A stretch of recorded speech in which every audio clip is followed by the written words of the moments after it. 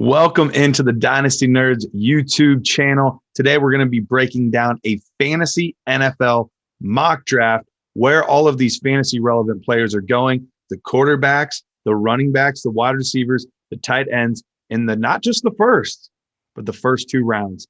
Let's look in.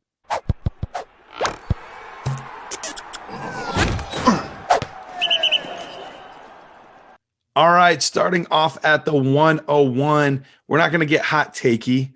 We're not going to go off the beaten path. We all know who the 101 is going to be. It's going to be Trevor Lawrence going to Jacksonville. He's going to go down there with Urban Meyer. He's going to have a fantastic career. He's a great quarterback, one of the best prospects we've ever seen. We don't need to belabor this point, right? 101, it's going to be Trevor Lawrence. Let's go down to 103 now with the Miami Dolphins.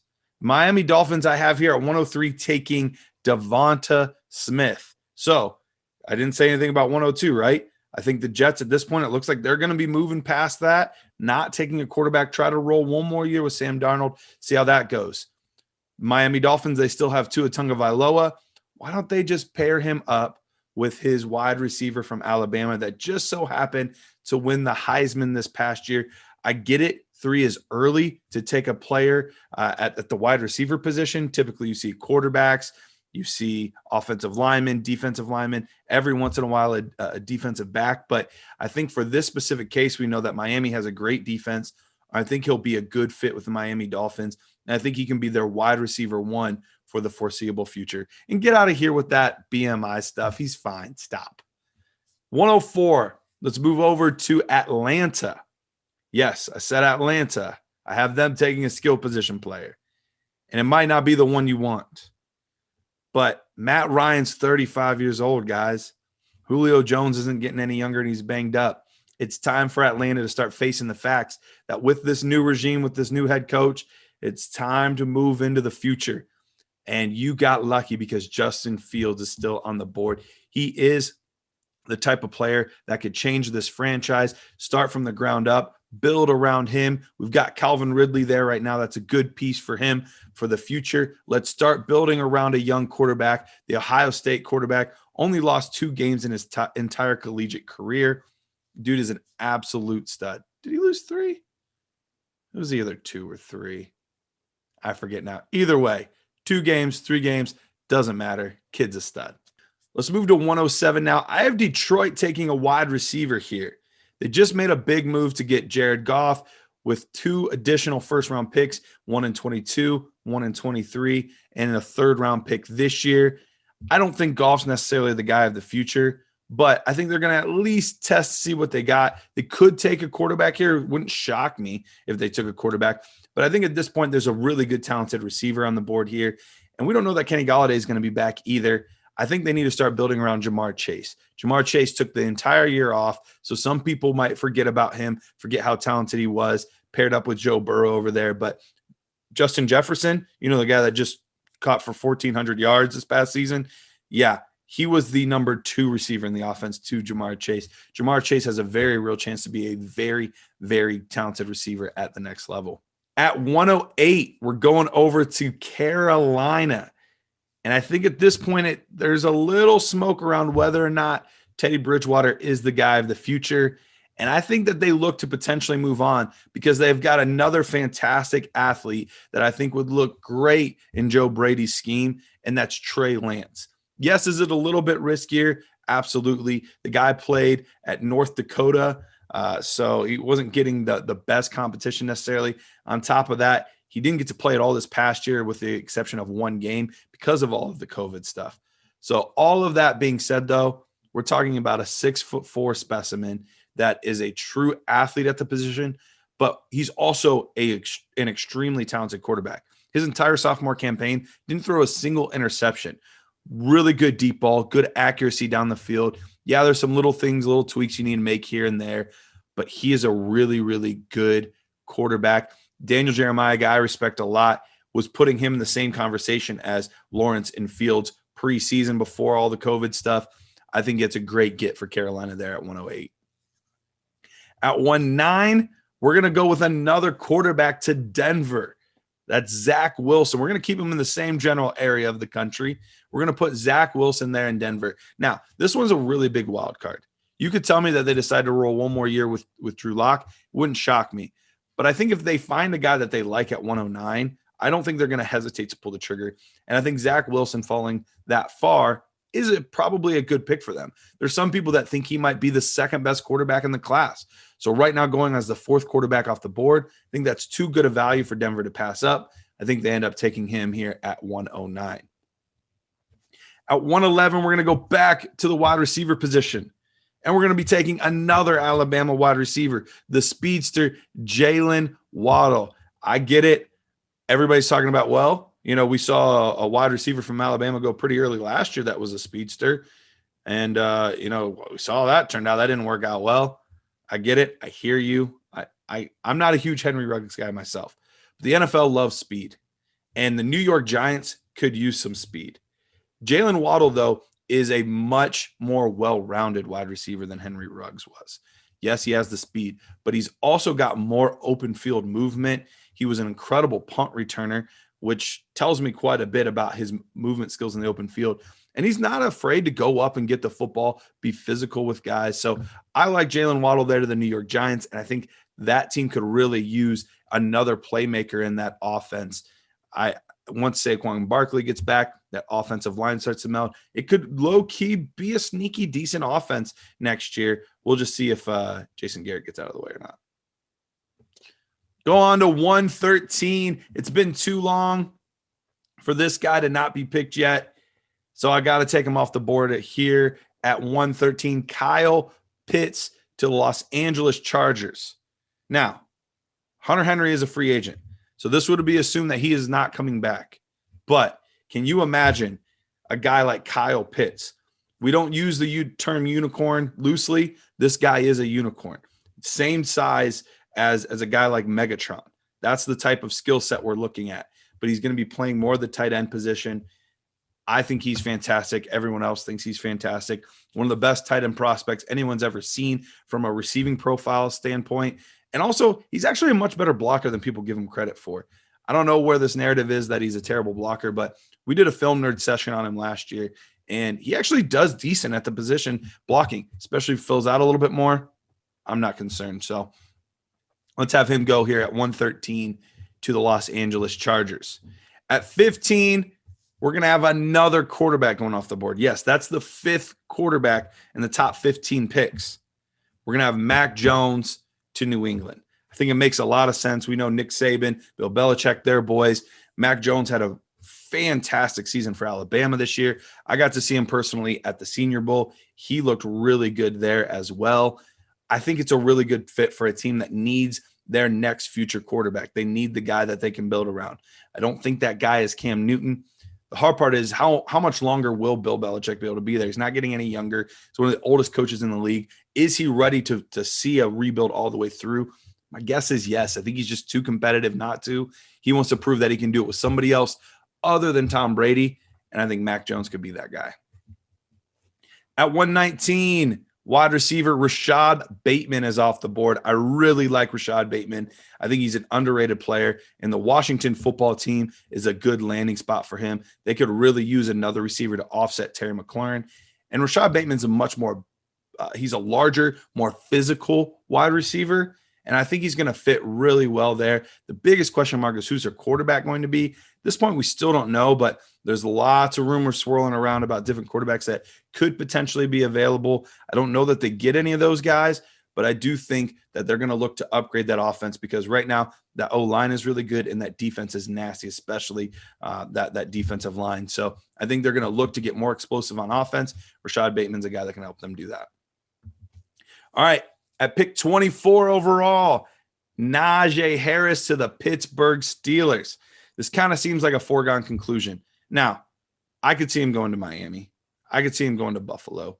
I could see him going to a few different teams. But I think at this point, I think the Steelers are going to continue to try to ride it out another year or two with Big Ben. I think Big Ben wants to do that. I think he wants to prove that he still has it. But we saw that they had to entirely rely on the passing game this year. The running game was just not getting it done. And I think a guy like Najee Harris would fit their style, would fit their scheme. And in those cold games, you want a big physical bruiser that can tote the football 20 to 25 times. He can be that guy if called upon. So at this point, Najee, Pittsburgh, seems like a good marriage to me. 129, round one, pick 29. This is the last guy, skill position-wise, that I have going off the board. This is to Green Bay, and I'm going to have Rondale Moore, wide receiver out of Purdue, head on up to Green Bay. We saw this past year, Green Bay chose to not do anything to upgrade their offense, at least as far as the starters go. For Aaron Rodgers, they could have really used another receiver, especially a guy with Rondale Moore's skill set. Got a lot of tall, lanky guys. Let's get somebody underneath that can make guys miss, a lot of yak yardage. He's going to be that guy. Fantastic as a true freshman, been battling injuries since, but if he can do anything similar to what he did as a freshman at Purdue against Big Ten teams, he's going to be just fine, and the Green Bay Packers are going to be thrilled.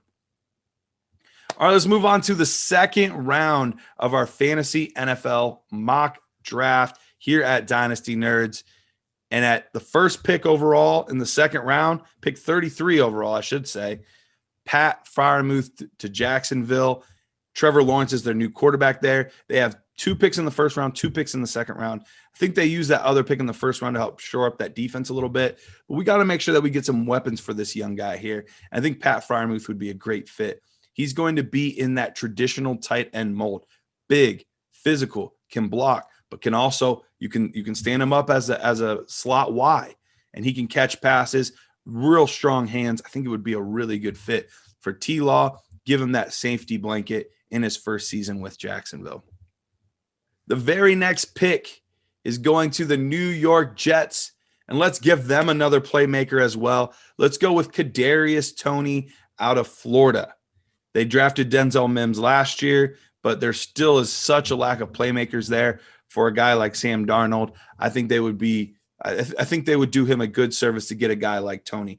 Toney's fast. We're talking real fast. He can make plays. He is an absolute wild card out there. Yeah, maybe there was a few drops and concerns with that and blah, blah, blah, blah, blah. But at the end of the day, you need to get playmakers. Kadarius Toney's that type of guy. I think the NFL is going to love him, love his skill set.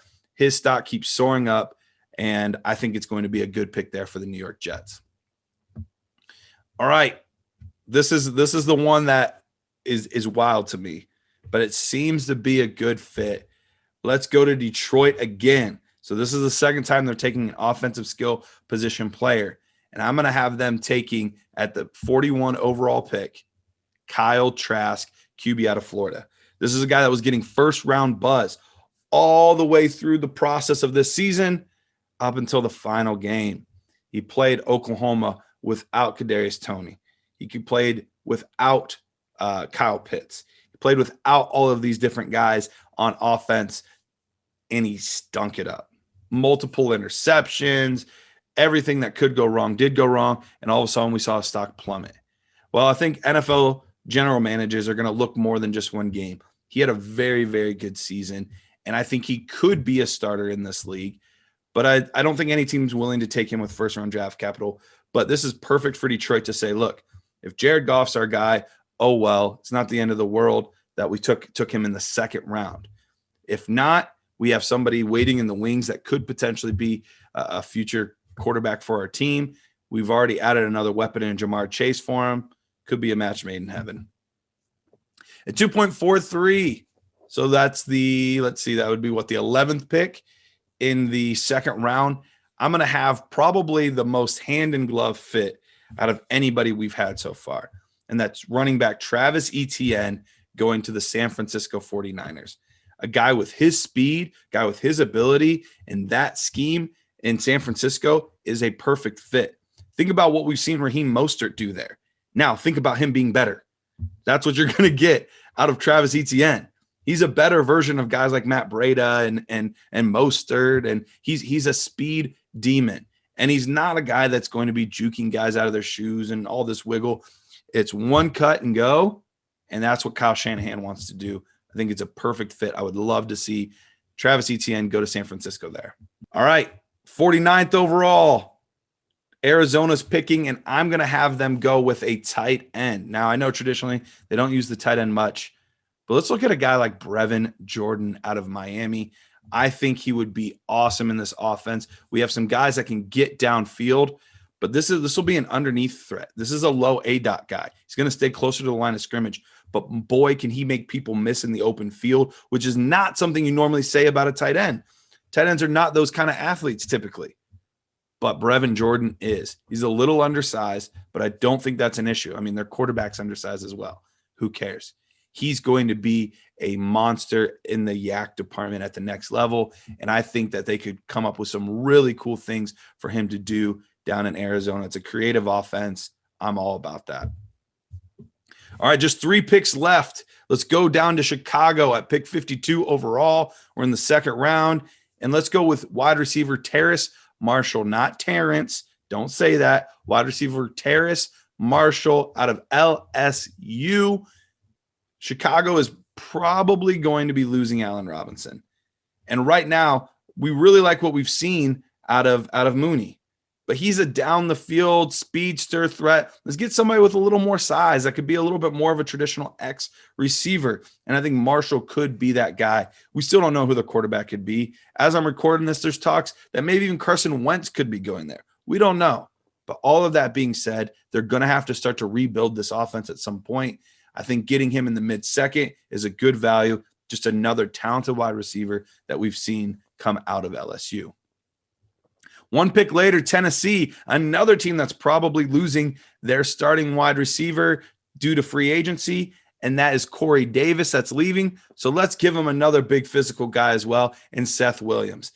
NFL seems to really like Seth Williams. I'm not the biggest fan of him, but you know what? I think he would be a good fit there. He can get those first downs. He can go up and catch the ball in those one-on-one situations. He's physical presence. So I don't love Seth Williams as much as other people do, but I think late in the second round to a team like Tennessee that could use somebody else on offense, especially if Davis leaves, I think Seth Williams makes a lot of sense there. And our last but certainly not least pick of the 2021 Fantasy NFL mock draft is going to be the Buffalo Bills at pick 61 overall, taking Javonte Williams. I hear you. I hear you through the screen. You're saying, well, they just spent picks the past 2 seasons on running backs. They already have Devin Singletary. They already have Zach Moss. I get that. I understand that they have those guys. But if you watch them play last year, neither one was overly effective. The biggest thing missing in that offense was a game-changing running back. Javonte Williams is one of the best running backs we've seen come out in a while. PFF actually gave him the highest score that we've ever seen for a running back in a single season. He also broke the record for forced missed tackles. He is an absolute player. You can use him as a true 3-down back. Good hands, good size, physical as all get out, but he's got some wiggle too. I like Javonte Williams a lot, and I think that could be that little thing that helps boost that Buffalo offense over the top. All right, guys, I hope you enjoyed this mock draft. If so, please feel free to like, rate, subscribe, whatever you do on YouTube. Do all of that stuff here. Make sure to check out all the videos that we have here at Dynasty Nerds and put below in the comments which picks you like and which ones you would rather do differently. See you guys next time.